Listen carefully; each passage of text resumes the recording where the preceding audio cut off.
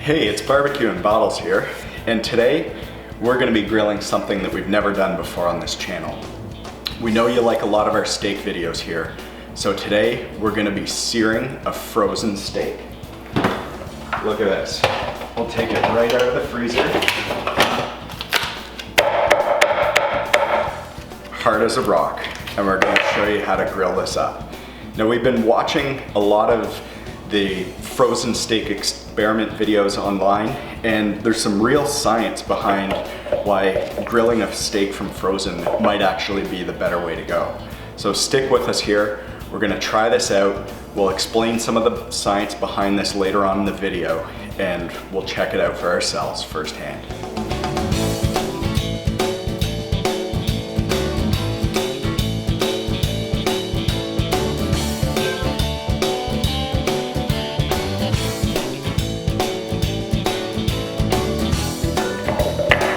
So to start, we've got our frozen steak, and we're just gonna cut this open. Pull the steak out of here. Perfect. Now we're ready to go throw this on the grill. Now you'll notice we're not seasoning this beforehand like you would a regular steak. We're gonna wait until we've actually given this a good sear, so that way the seasoning can actually stick to our steak. So we've got the grill outside just screaming hot right now, and it's ready to toss this on. So let's head out to the backyard. All right, we're out in the backyard. We've got the sear station cranked up. We're about 700 degrees Fahrenheit here. It's been heating up for a while. So we're just gonna slap our frozen steak right there on the grill. We're gonna let this go for probably 90 seconds on each side here. We're just gonna give it a good sear at the outset. And you wanna go direct heat at the start.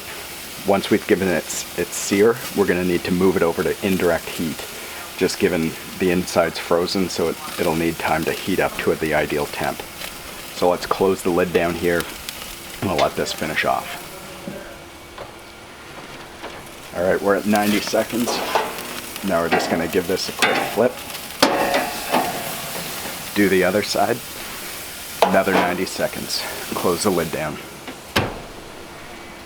All right, we've given the other side 90 seconds. So now let's flip it, turn, and we'll get our sear marks. All right, flip this for the final time. One more 90-second hit, and then we're gonna move this to indirect heat. All right, now that we've finished with the sear, we're gonna move this steak over to indirect heat. Oh, just look at the crust that's formed on this. We're gonna turn down this burner, and at this point, this is when we're gonna season our meat. So just a little fresh cracked black pepper. Here we're using a nice sea salt.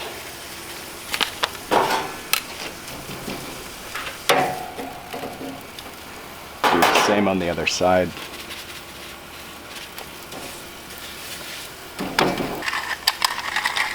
All right, now we're gonna wanna put the lid back down here. We'll let this sear indirect and get your instant thermometer out, because we're gonna wanna take this off when the internal temp hits 125. That'll make sure that we've got a nice medium rare finish. All right, so this has actually been on here for a little bit longer than I expected. We've had it going indirect for about 15 minutes. So let's check the internal temp, and we're looking for 125. So perfect, we're at 122, 123. You know, we're gonna take this off the grill, put it onto the cutting board, and let it rest for 10 minutes before we start to slice into this.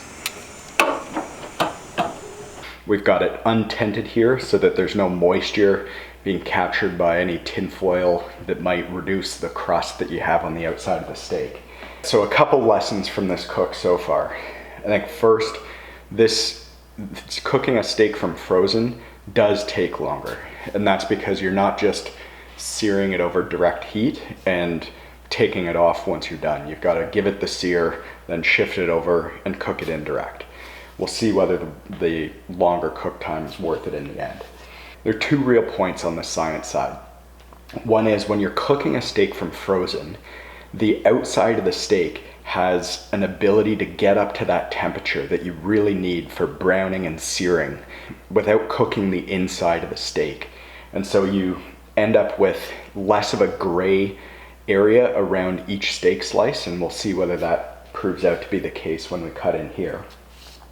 And secondly, because you get less of that gray area around the outside of your steak, you actually end up losing less moisture in your steak. And that just leads to an overall juicier and tastier outcome. So we'll give this another 5 minutes here to let it rest, and then we're gonna cut in and see how this turned out.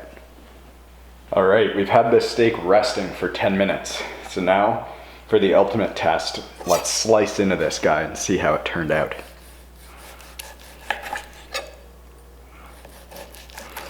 Look at that, a nice medium rare on the inside.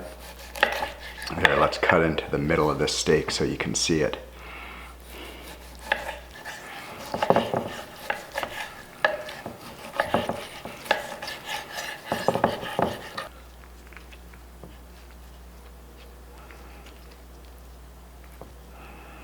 Just look at this. So this is exactly what we were talking about, folks. You see here, there's no gray edge along the outside of the steak. This is just incredibly juicy. We've cooked it perfect medium rare all the way through. Just look at that. There's no gray on the side of or the edge of your steak.